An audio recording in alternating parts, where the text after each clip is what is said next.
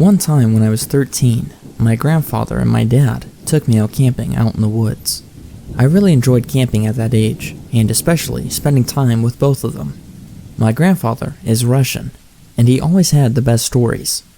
That was one of my favorite parts of camping, was being able to have a nice campfire and to listen to scary stories. Anyways, back to the story. The campsite that my father picked out was practically perfect. We started a nice fire and had a great dinner. It was late autumn. The night was brisk, but it wasn't terribly cold. Nonetheless, it didn't stop us from making my grandfather's famous hot chocolate. I was halfway through my second cup when my grandfather told me the story of the creature. Here's his story. Back in the late 40s, when my grandfather was still in the Russian military, he was sent to a nameless town that is referred to as a closed city. A closed city is essentially a city made by the military that's either out in the middle of nowhere or has restricted access. The city that he was sent to was in the middle of nowhere that was surrounded by a forest. No one was allowed in or out without military authorization. The town was centered around nuclear testing. My grandfather was a part of the military police. His job was essentially to make sure that everyone obeyed the rules. When he first got to the city, he was very surprised. It was literally 30 or so buildings out in the middle of nowhere. The military city had no walls, which was very strange, he thought. But things got even more strange at night. His first night there was surprising. There were these large guard towers that circled the city, each of them having large spotlights that shined in the surrounding forest at night.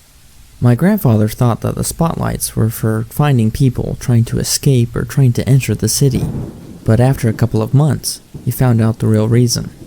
My grandfather had heard from another military policeman that there was something taking people out into the woods. My grandfather just thought that they were razzing him, since he was the new guy.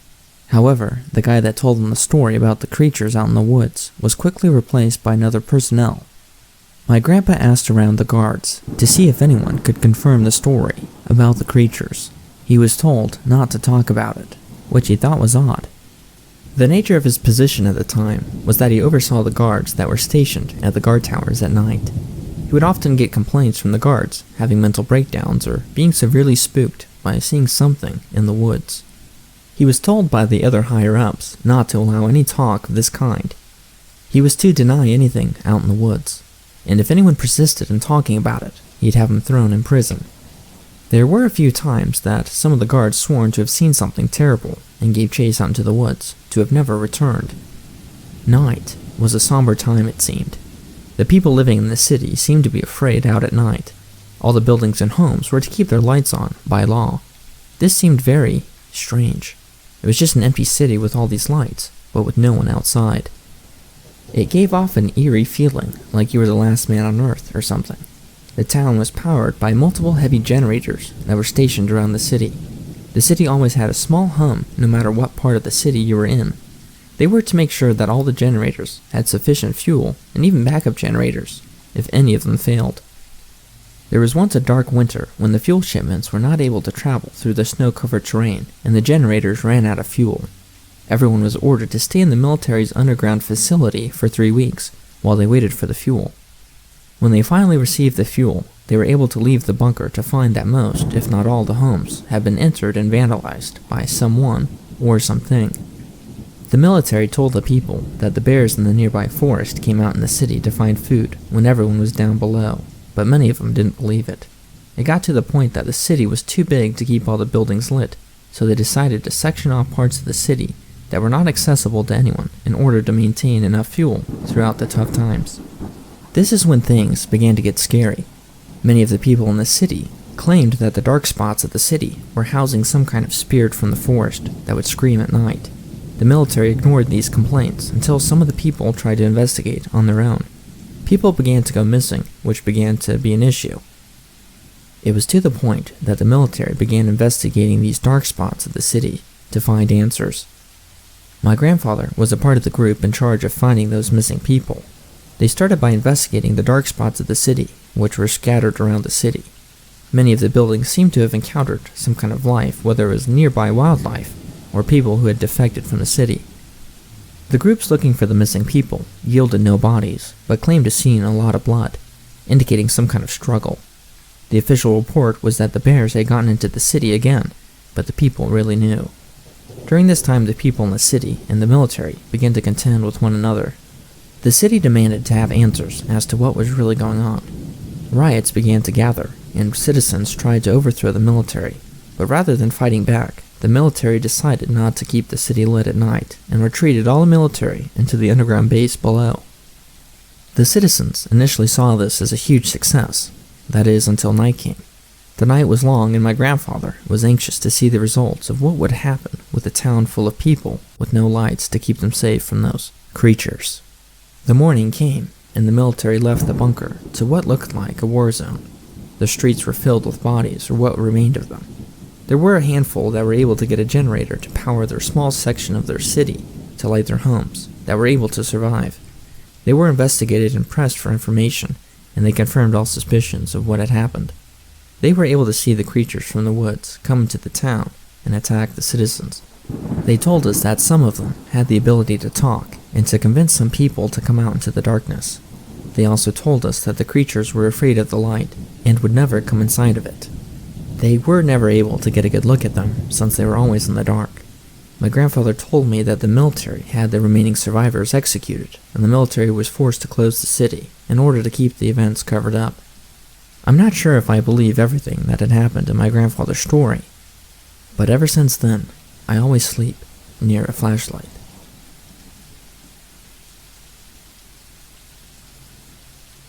My father told me a story once. I'll never forget it, for a few reasons. I think it's the first story he's ever told me as a child. It's also the story of how my grandfather had died. But honestly, that isn't the reason. You hear stories on TV, or sometimes you overhear something in public. People talk about ghosts or aliens, and you think to yourself, that isn't real. They're making it up, or they're mistaken. They're crazy, something like that. You can't just believe it. That is, until something happens to you. Something that brings it all together, connects the dots in a way that you didn't think of before. Maybe it happened to you, or maybe you hear about the same story again and again from different people. It doesn't take long for the world to become a lot bigger than you thought it was. As I said, this is a story my father told me, but I never believed it, even though he swore up and down that it was true. It wasn't until I started clicking around the internet that I started to believe. I started to hear other stories just like the one my father told me. It didn't take me long to believe after that. My father never used the internet in his life. He wouldn't know what the online community had called it. When he chose to call it something other than it or that thing, he called it a Skinwalker after an old Cherokee tale his grandfather had told him. I'll tell you the story the way he told it to me. We were out hunting one night in the woods surrounding the dairy farm in Ohio, where we lived at the time. We were tracking coyotes. We'd kill them for $50 a skin. They would kill calves sometimes. We'd do it every night because we needed the money. Sometimes while we were out, we'd come on a deer and kill it. Our landlord didn't mind, and it would feed our family for a few nights and save us some money. Anyway, we were done making our rounds and headed home, walking because we didn't have a four-wheeler or a car back then. We'd cut through the woods. That's when we came upon it. Blood everywhere. Splattered on trees, in the grass, in the creek, everywhere. At first, we figured it was a pack of coyotes. We'd seen how sometimes they weren't able to scavenge for whatever reason. They'd start hunting deer or cattle out of desperation. The worst was when they had bred feral dogs, but this wasn't like that. You see, when a pack of dogs, wolves, or coyotes attack anything, they do it right. They'll pick one off that's weak, sick, or old, or just small. They'll hunt it, draw it into a corner someplace they can't get out of, and they'll run it right into the biggest one, the alpha. That deer will never see the alpha. It might hear it, but it won't see it. All of a sudden its throat will be torn out, and it'll drop dead. It's quick, and it's clean, but that's not what happened here. Something had come upon a group of deer. Coyotes won't attack a group. Wolves wouldn't either. They'd get too much of a fight. There were 3, I think. 3 bodies, just torn apart. You'd see a head or a torso here, a leg there. Predators don't do that. They don't leave scraps behind. Whatever had done this hadn't done it for food. It had done it for fun. But we didn't know that at the time, of course. We just saw a bunch of carcasses and figured that it was something we had to take care of. I remember my dad telling me to go home, that he thought it was the work of a pack of feral dogs. But I wasn't leaving him. I surely wasn't hiking through the 2 miles of woods, alone, in the dark, with nothing but a .22 and a pocket knife. I was only 13 at the time, so a .22 rifle was the only gun I got. Dad had the shotgun, and I wasn't going anywhere without him. It took me a while to convince him, but finally we were able to track whatever did that. It wasn't hard either, we just followed the blood. Either that thing bled a deer before it got away, or it dragged one for a mile. I don't know. What I do know is that I'd never seen my dad that scared before. We started hearing the most horrible sounds. Now I've been in the woods a lot in my life, and I've been all over the world, but I've never heard noises like I heard that night. I heard things screaming. I heard foxes, deers, rabbits, raccoons, and birds, all of them afraid of something and hightailing it. Keep in mind, this is maybe 12 or 1 in the morning. Except for the fox and some birds, nothing was supposed to be awake at that hour. But they weren't just awake, mind you. They were on the run. That night I saw a flock of birds flying straight into trees, trying to escape something. We came upon a pack of coyotes and nearly shot a couple thinking they had their eyes on us. But then, we saw that they were running in from someone, nothing towards us. They didn't even notice us, and went right past. Then some deer did the same, then some rabbits, squirrels, and foxes, even a couple of wild hogs. These critters were supposed to be hunting each other, and the only thing they cared about was getting far away as possible. We should have put 2 and 2 together, that maybe whatever we were tracking wasn't something we were supposed to see, and wasn't something that we could kill. To this day, I don't know why we just didn't go home. I guess we were curious. I think that was my dad's nature, to go towards trouble, to fight. And being aware of the things my father did during the war, I figured it was best to stay by his side. We finally reached the open valley. It was normally a soy field, but it wasn't in season, so it was just flat dirt. That's when we saw the tracks. Animals fleeing the forest had leveled everything in their path. But where the deer's blood was, nothing had taken a single step. It was like whatever was responsible had left it for us to find. The tracks were shallow. Whatever it was could not have weighed more than just 100 pounds, but that didn't mean much. A bobcat weighing 40 pounds soaking wet could tear your throat out if you aren't careful. The fact that this thing was on the lighter side just meant it was probably quick. It was going to be tough to hit. So we followed the tracks, and it didn't take us long to find where they led. There was an old schoolhouse that sits on top of a hill, half of it been ripped out by a tornado, but no one lived there, not for a long time. Sometimes we caught homeless people up there, or drug addicts looking for a safe place to shoot up. We figured maybe that was it. Maybe it was just some sick kid riding a high. But we didn't think that for long. When we got within 50 yards, we heard a noise, a sort of a screech made up of 2 different sounds. One was high-pitched, and the other was a low growl. It was making both sounds at the same time, if that makes any sense. We approached within 20 yards, and we heard another sound, different this time. I remember thinking it sounded like paper being torn apart while someone was swinging water back and forth in a bucket. Dad looked at me, knelt down and whispered. He told me that I had to stay behind him because we were about to corner our prey. Any animal will fight when it's cornered, especially a predator. But we can tell by the tracks that there was only one. He tells me it's probably a single feral dog, most likely rabid. The plan, he said, was to sneak up on it while I was eating, shoot it, and then just keep shooting it until it didn't move anymore, then slit its throat. If it got to Dad, it was my job to shoot or stab it until it got off of him. So he walked up with me right behind him, just a tad to his side so I could see what it was. I wish to this day I hadn't. It was leaning over a carcass, tearing off its flesh and throwing it. There was blood all over the brick, glistening in the moonlight. It was pale white and looked like a man, but not quite human.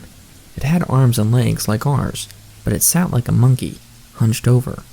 Its hands weren't normal. It had long fingers with claws at the end. So we saw that, and my dad hesitated. He wasn't about to fire at a person, so he cleared his throat trying to get it to turn around. I swear, all the sounds just ceased in an instant. I never heard true silence before that, and never again afterwards. But for 2 seconds, nothing made any noise, and I meant nothing. This made it all the louder when the thing turned around, made a shrill cry, and pounced on my dad. He got a shot off. I think he missed. If he hit it, it didn't faze it at all. But it was on him, tearing entire parts of him off. I started shooting it with my .22 point blank, but the thing barely bled at all. I got off 5 rounds and then I started hitting it with the butt of the gun.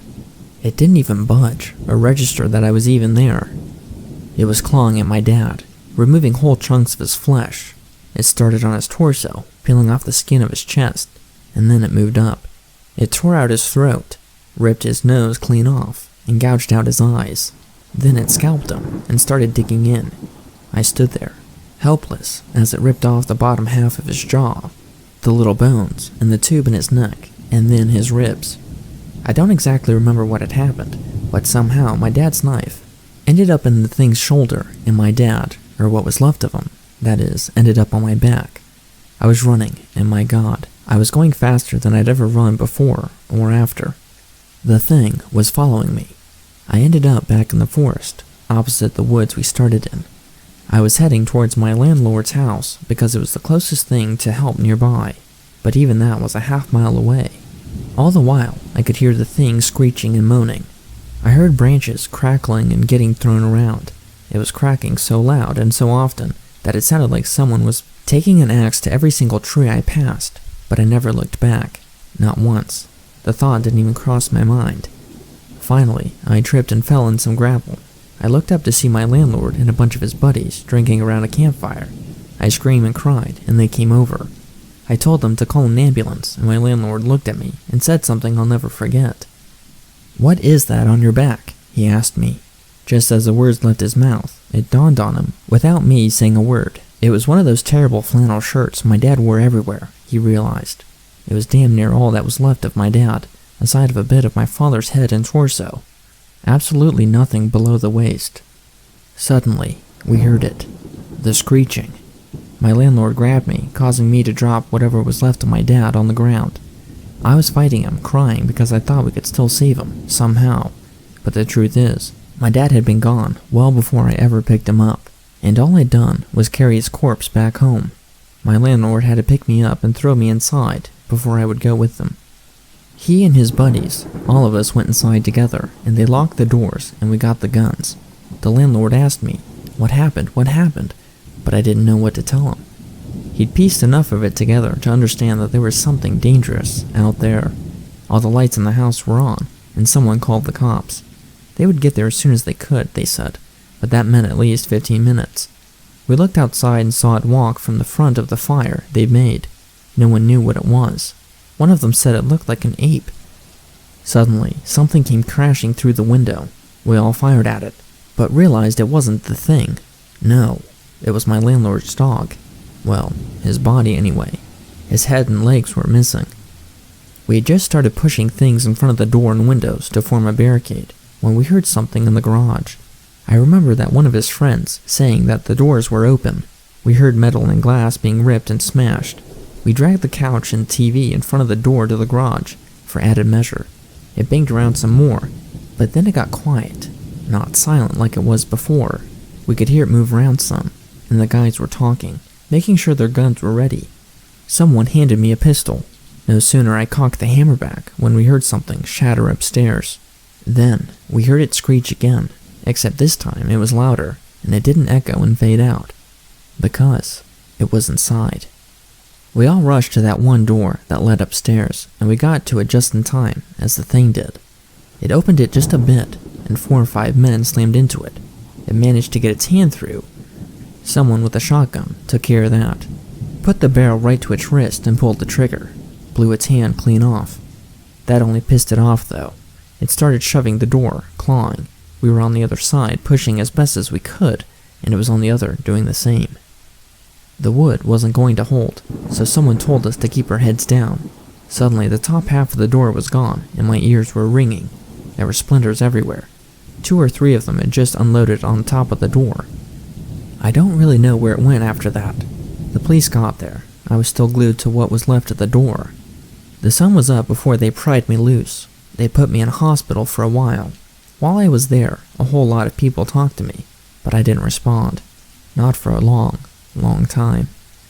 When I got back home, I got a job for the landlord, working on the farm. We didn't talk much, not about the thing, but I signed up for the army when I was 19, and he sat me down to drink some scotch as a send-off. I asked him right away what the police told him. The story that they went with was that it was a wild animal, probably a wolf or maybe a bear that had migrated north. I asked him how they could see that when they had the hand. He looked at me stunned. He told me that the hand never made it back to the station. The cop who had it in his car got into a wreck, drove into a tree and died on impact. The hand was never found, likely taken by an animal. The cops, when they would acknowledge the hand existed at all, said it was simply the paw of a bear that resembled a man's hand. I never talked to the landlord again. He went missing while I was in basic training, and no one ever saw him again. There were rumors that he owed some people some money and skipped town, but I don't think it was that simple.